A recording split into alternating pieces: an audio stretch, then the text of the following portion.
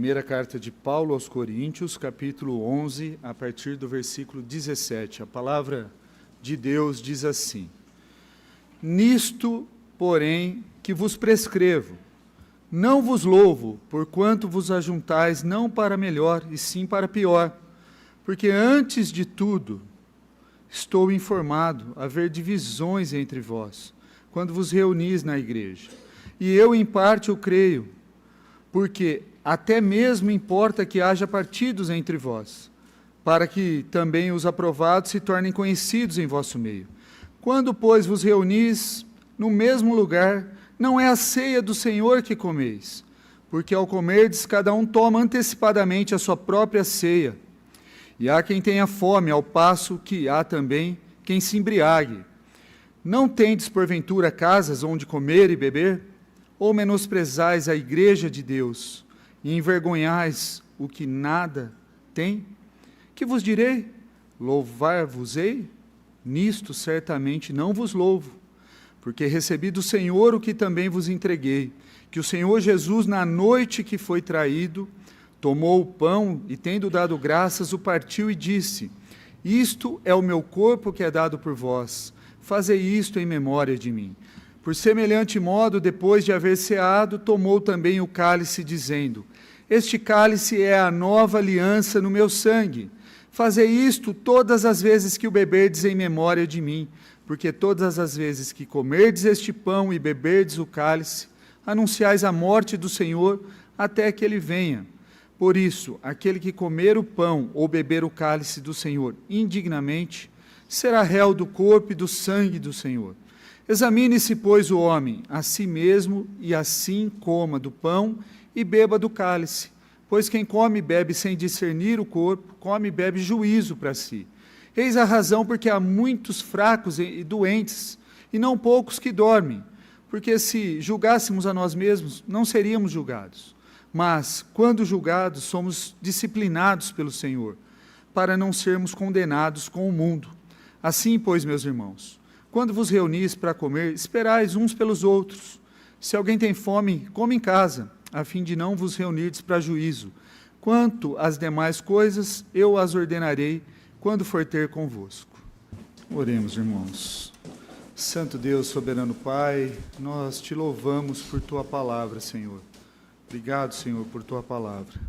Senhor, nós te pedimos nesse instante, ó Pai, pela nossa irmã Ticiana, Deus, de Silos Curila, que passará por uma cirurgia amanhã, Senhor. Que o Senhor tenha misericórdia dela, que o Senhor abençoe os médicos que farão o procedimento, Senhor. Pedimos também pelo nosso presbítero Paulo Lasso, que está enfermo, que o Senhor lhe dê a restauração completa, ó Pai, da sua enfermidade, ó Deus. Abençoa-nos, ó Deus, nesse momento, que teu Santo Espírito, ó Pai, toque os corações e me use como instrumento teu. Em Cristo que nós oramos. Amém. Irmãos, nós vamos falar hoje sobre a familiaridade que pode gerar desprezo. O que estava acontecendo aqui na igreja em Corinto? Eles estavam numa rotina, celebrando uma festa e desprezando os irmãos. Aquilo caiu numa rotina, uma certa rotina, que as pessoas não valorizavam o ato em si, o sacramento, a relevância daquilo que estava acontecendo. E aquela familiaridade com aquilo repetidas vezes, estava o quê? Gerando um desprezo. E aí Paulo, no versículo 17, já diz: Não posso elogiá-los, pois quando vocês se reúnem, fazem mais mal do que bem. É um lembrete que nós podemos, muitas vezes, vir no domingo da Santa Ceia e, como uma rotina, não lembrando do que Cristo fez, não esperando a volta de Cristo, não olhando para dentro do coração, não olhando para o nosso irmão ao lado. Muitas vezes nós temos deixado-nos cair em rotina. Ao olhar para os versículos 18 a 22, Paulo diz que haviam divisões dentro da igreja. Ele falou sobre divisões de Corinto muitas vezes na sua carta. Paulo acrescenta que a divisão tende a quê? Revelar verdadeiros crentes e quem não são, né? Aqueles que não são. No entanto, a divisão sobre a qual Paulo estava falando e se preocupa é algo muito mais perturbador. Por quê? Porque ele está falando que a igreja desenvolveu uma prática chamada uma festa, a festa do amor, ágape. E eles se reuniam num junta-pratos para confraternizar, para estarem juntos, para desfrutar daquele momento. E o que estava acontecendo? O objetivo era participar em conjunto. Todos traziam e compartilhavam aquilo que podiam trazer. E era um grande símbolo de carinho, de unidade, e foi um prelúdio perfeito para a celebração da ceia do Senhor. E o que estava acontecendo lá em Coríntio era que essa boa ideia tinha se transformado numa rotina, algo que estava quebrando o testemunho, ferindo irmãos e manchando aquela igreja. As pessoas mais ricas chegavam com seus pratos e comiam tudo antes dos outros chegarem. Tá? E aí, quando os demais chegavam, quando os pobres chegavam, não tinham o que comer. E esses ricos, além de comer tudo, eles se embriagavam de tanto vinho que bebiam. Na verdade, eles estavam tendo a própria festa. Depois eles menosprezavam aqueles que chegavam. Né? Quando os membros chegavam, os mais pobres, que não tinham muito a contribuir, e talvez eles precisassem de uma refeição mais reforçada, não tinham o que comer, permaneciam famintos, enquanto os outros ficavam sentados com as calças provavelmente desabotoadas de tanto que eles tinham comido. Preparando-os o quê? Para uma soneca, talvez, né?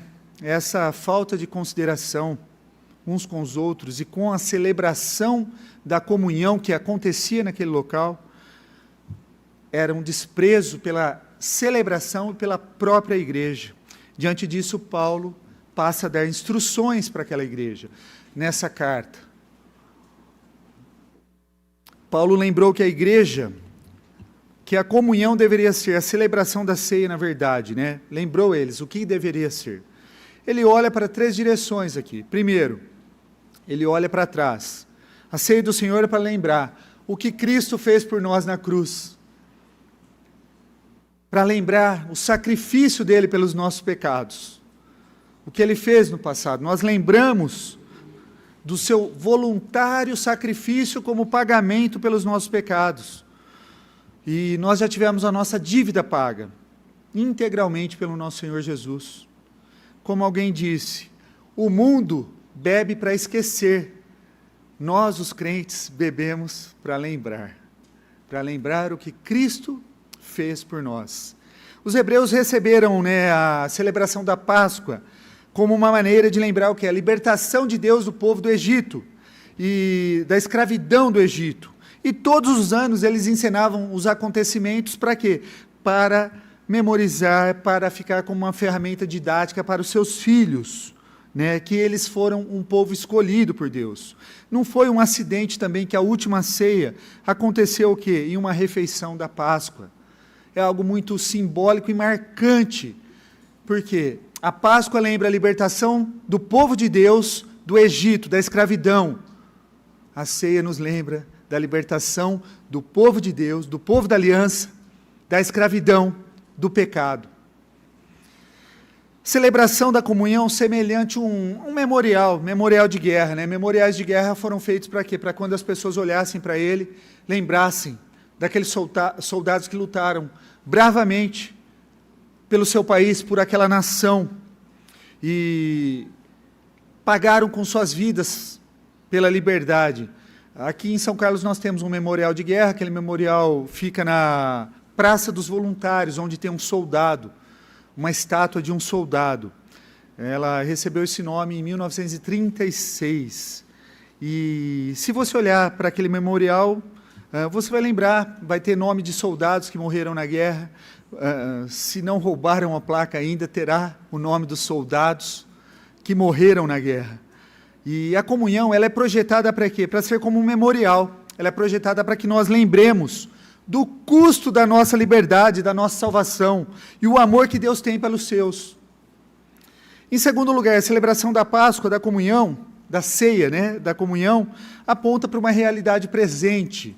E essa realidade presente é a nossa comunhão uns com os outros, nós como irmãos, e também para o olhar para dentro, para uma introspecção.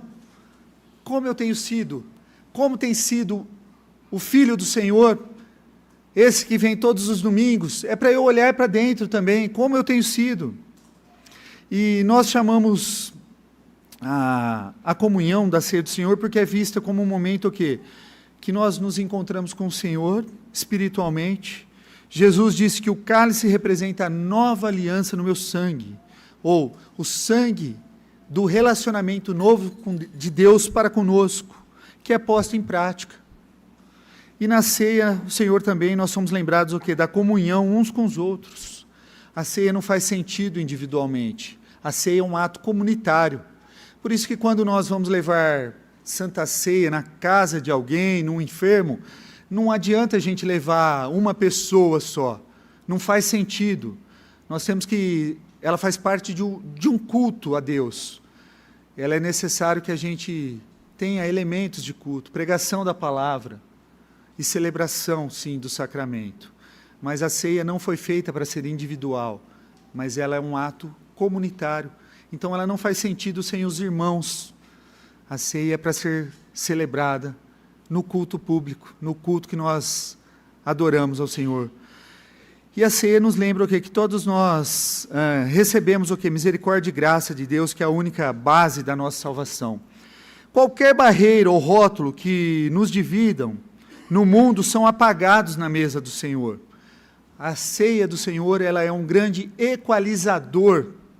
Então, a comunhão nos leva, então, também a olhar para trás, e isso nos leva a olhar para o novo relacionamento que nós temos em Cristo Jesus, no presente, mas também é uma dimensão maior da ceia. Por quê? Porque ela nos leva a olhar para o futuro.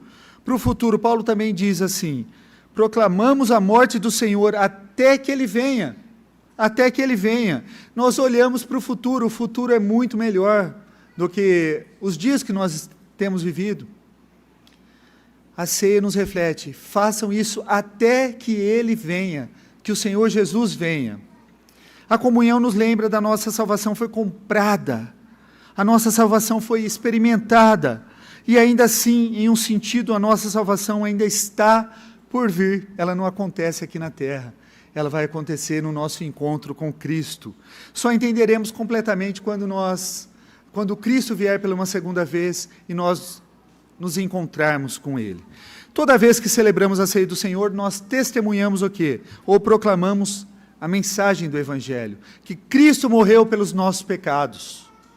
É uma lição que se comunica de uma maneira diferente e poderosa. Por quê? Porque uma pessoa que não fala português, ela pode não estar entendendo nada que eu esteja pregando aqui. E provavelmente acontece, nós temos um irmão americano conosco, que nos primeiros cultos, provavelmente ele não entendia nada do que eu falava, do que o pastor pregava. Mas nesse ato, no momento da ceia, nós nos comunicamos, porque ele entende o que está acontecendo naquele momento, do pão, do cálice, porque aponta para o sacrifício que Cristo fez por nós. Então, a ceia nos une de uma maneira poderosa e diferente. Os incrédulos, não podem entender nossos discursos teológicos, muitas vezes, ou o igrejês que muitas vezes nós usamos aqui dos púlpitos, que só os crentes entendem, muitas vezes. Mas quando nós celebramos o partir do pão e o cálice, as pessoas vão entender do que nós estamos falando. Parece estranho, não é? Que a ceia do Senhor se tornou um ponto de conflito também. Por quê? Entre os cristãos. Na verdade, eu acho que há um debate, porque a comunhão ela é muito significativa, e nós queremos o quê? A melhor compreensão, a compreensão correta dela. E é uma série de debates sobre ela, que se concentram na comunhão. Qual que é a natureza do pão e do vinho? O pão e a bebida se tornam algo diferentes? Ou, em alguns casos, o corpo e o sangue são reais de Cristo? Ou eles devem ser símbolos do corpo e do sangue de Cristo? A igreja romana, ela acredita que o pão literalmente se torna o corpo e o sangue de Cristo. Os luteranos e outros acreditam o quê? Que o corpo e o sangue de Jesus se une ao pão e ao vinho. E nós, presbiterianos, nós acreditamos que esses são elementos os quais simbolizam o corpo e o sangue de Cristo. E a presença de Cristo, ela se dá de forma espiritual. Com que frequência devemos celebrar a comunhão? Muitos acham que deveriam ser semanalmente, todos os domingos. A igreja primitiva, alguns cristãos podiam celebrar a comunhão em cada refeição. No entanto, outros estavam preocupados com o fato dela se tornar o quê? Rotineira e desprezível, tá? E perder o seu significado. A familiaridade produz desprezo. Então nós não podemos vir participar da ceia do Senhor de qualquer forma, porque a familiaridade gera desprezo. Nós celebramos uma vez por mês e desfrutamos dela quando nós participamos. É um momento espiritual, é um meio de graça. O que é um meio de graça? É um momento onde que Deus nos alimenta espiritualmente. Quem que deve participar da comunhão? Todos aqueles que concordam que a celebração da comunhão são apenas para crentes. Algumas igrejas, como a nossa, acreditam que qualquer pessoa que professou sua fé aqui, ou foi batizado numa igreja, que prega Jesus Cristo como seu único e suficiente Salvador, pode participar dessa comunhão, participar dessa celebração, porque nós somos um só corpo, uma só igreja. E essa participação se chama comunhão aberta. Outras igrejas acreditam que somente os membros exclusivos daquela igreja podem participar daquela celebração. Algumas igrejas em particular devem ser autorizados um ou outro a participar daquela celebração. Isso é chamado de comunhão fechada. Esse é um momento que, se nós pensarmos num campo missionário, meus irmãos, se a gente pensar num campo de perseguição, onde você não pode pregar o evangelho, onde você não pode falar de Deus,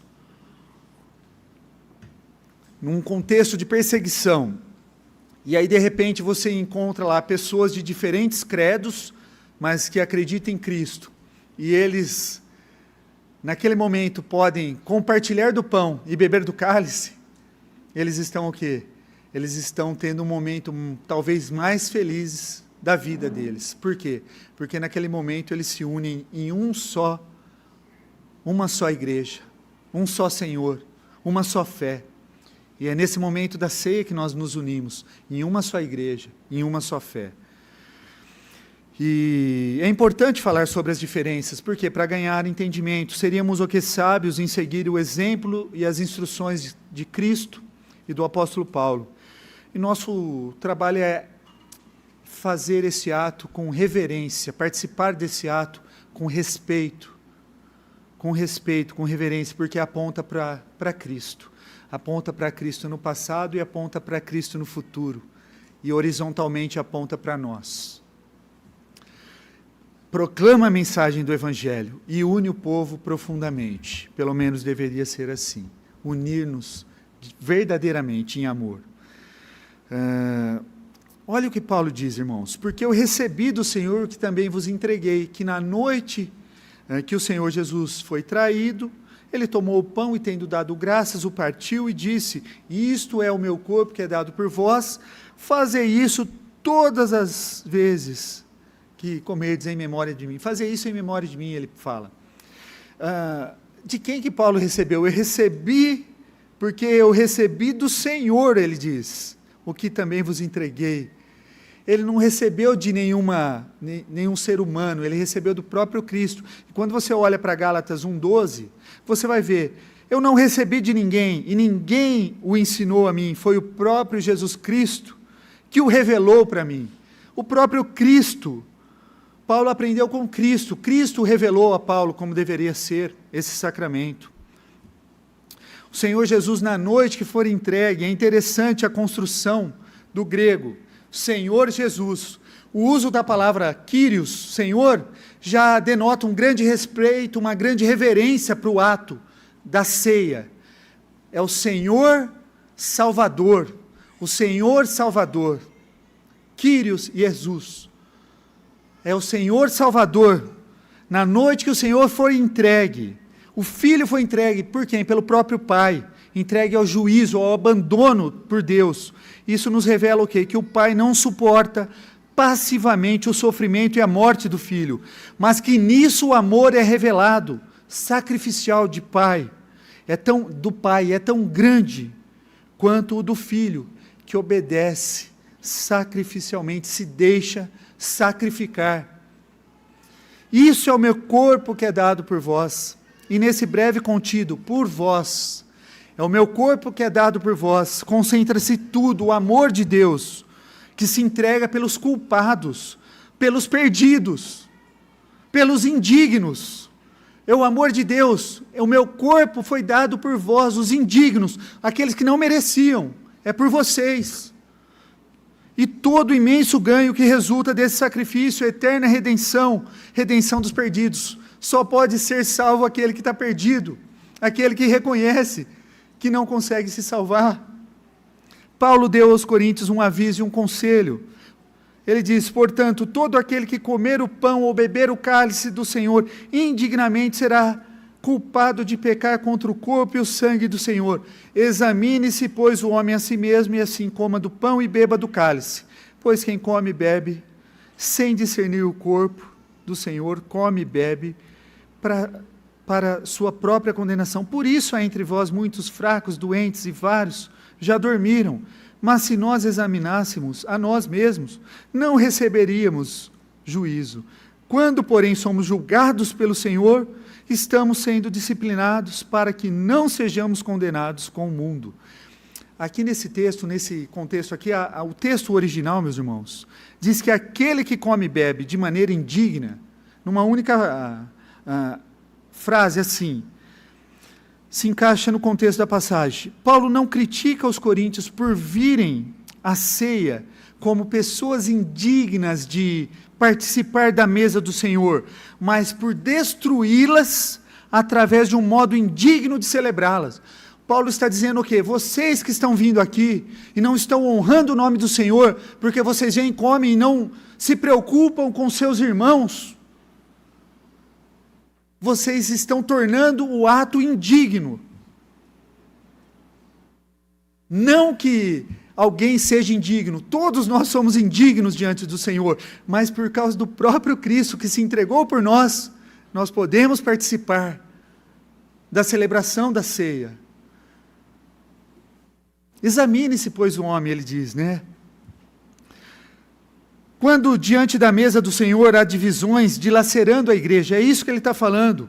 Quando um passa fome e o outro está embriagado, enquanto a morte inusitada do Senhor Jesus por todos é proclamada, então isso constitui o quê? Uma maneira indigna de celebrar o sacramento. E esse tornar-se culpado em Cristo corresponde ao quê? Menosprezar a igreja de Deus, como diz o versículo 22, mas de forma aprofundada. Quem se comporta na ceia do Senhor de maneira como os diversos coríntios, sem aproveitar o desfrute de estarmos celebrando em comunhão, isso é, sem se preocupar, sem olhar para essas direções, para o passado, olhar internamente, olhar para os irmãos e olhar para o futuro, para o que Cristo nos promete ainda, sem se preocupar que é um ato comunitário, você está tornando a celebração indigna. É se comportar como aqueles coríntios estavam se comportando. Você, se fizer isso, você está desprezando o Senhor da igreja e o seu amor para conosco, as pessoas indignas, tornando-se assim culpado de sangue, do seu corpo e sangue. E aí Paulo dá um conselho, né, para essas pessoas. Para garantir que não diminuamos o significado da ceia do Senhor, Paulo diz: examine-se, pois, o homem a si mesmo, e assim coma do pão e beba do cálice. Antes de participar da comunhão, é importante uma introspecção, a oração.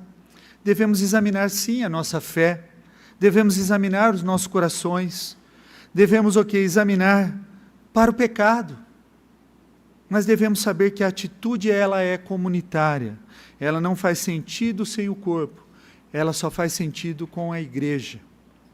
Sem dúvida, o reconhecimento do pecado ele é fundamental, afinal, a verdadeira dignidade para a mesa do Senhor Jesus reside o quê?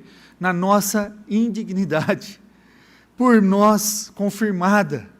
Jesus realizou a ceia no passado, realiza no presente. Com quem? Com os pecadores. Então, queridos, não é porque você cometeu pecado que você não pode participar da mesa do Senhor.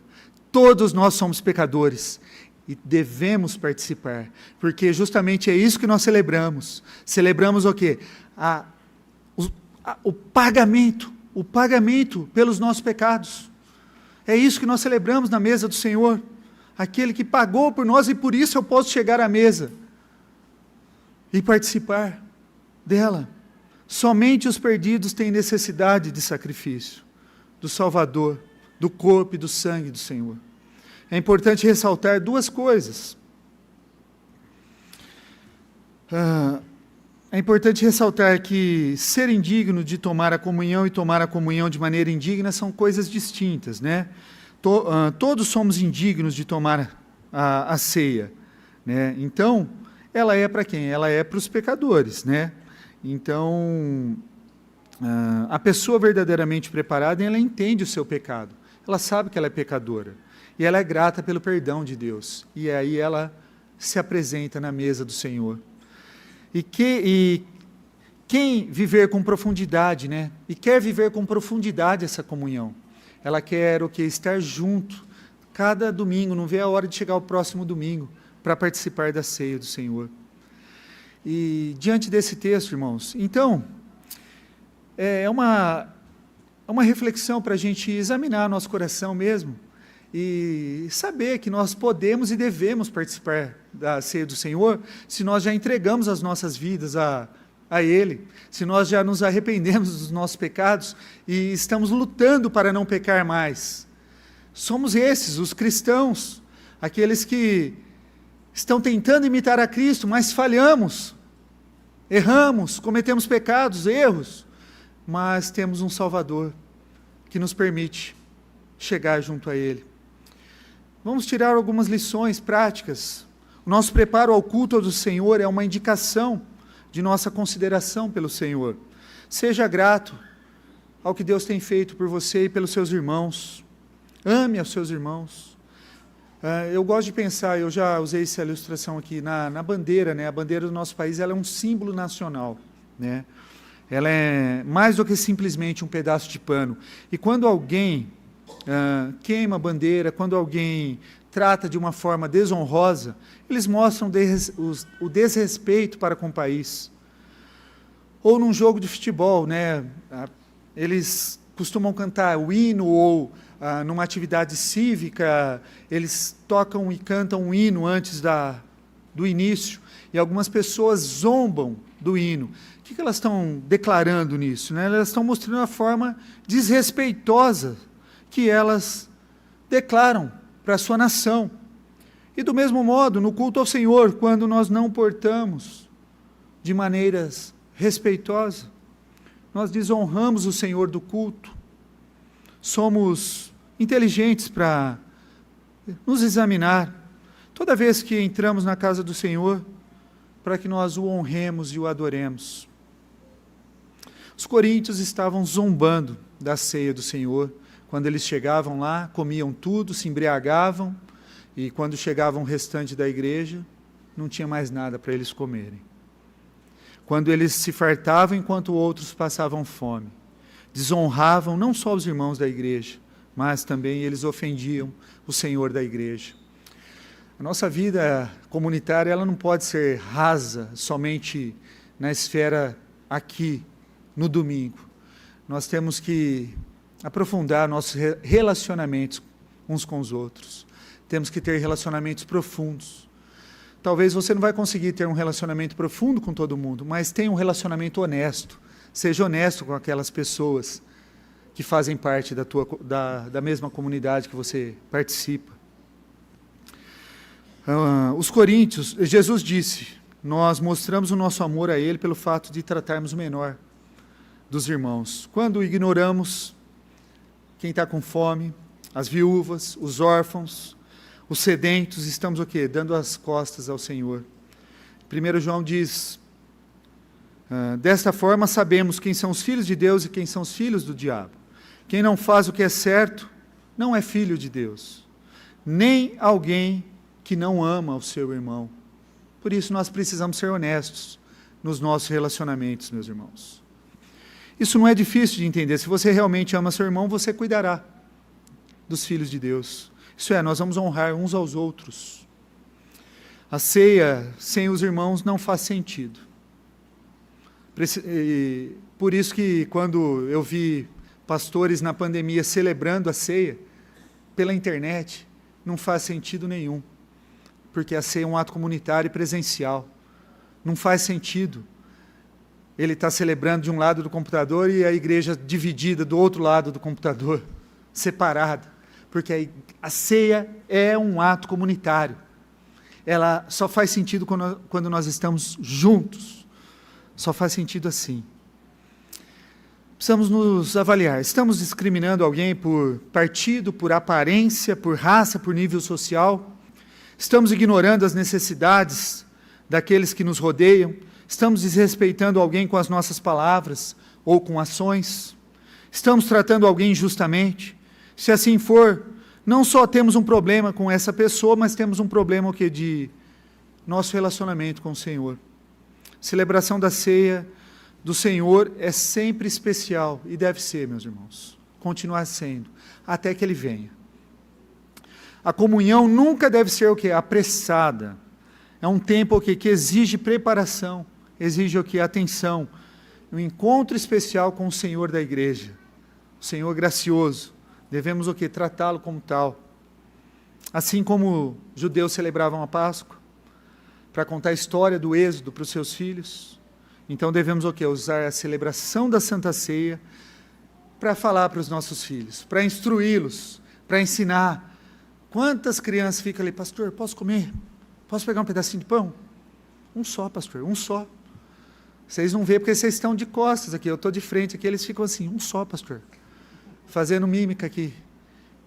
Nós temos uma grande oportunidade de ensinar os nossos filhos. E no momento certo, eles vão participar da mesa do Senhor. Eles vão celebrar conosco. Sally Jones, ela escreveu, o meu corpo é como este pão, há de partir-se. Jesus disse-lhes, este cálice de vinho é como o meu sangue, vai ser derramado. Mas é assim que Deus vai salvar o mundo inteiro. A minha vida vai quebrar-se, e o mundo quebrado de Deus vai consertar-se. O meu coração será despedaçado, e os vossos corações serão curados. Tal como o Cordeiro da Páscoa morreu, também eu vou morrer em vez de vós. O meu sangue vai lavar todos os vossos pecados, e vocês ficarão limpos por dentro, nos vossos corações. Por isso, sempre que comerem e beberem, lembre-se, disse Jesus, eu salvei você. É fácil cair numa rotina, irmãos. Não deixe cair numa rotina, sem sentido, sem qualquer aspecto da nossa adoração. Lute com essa tendência para não deixar cair a Santa Ceia numa rotina.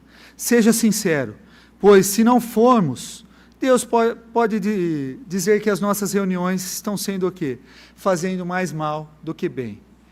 Que o Senhor da igreja nos ajude, meus irmãos.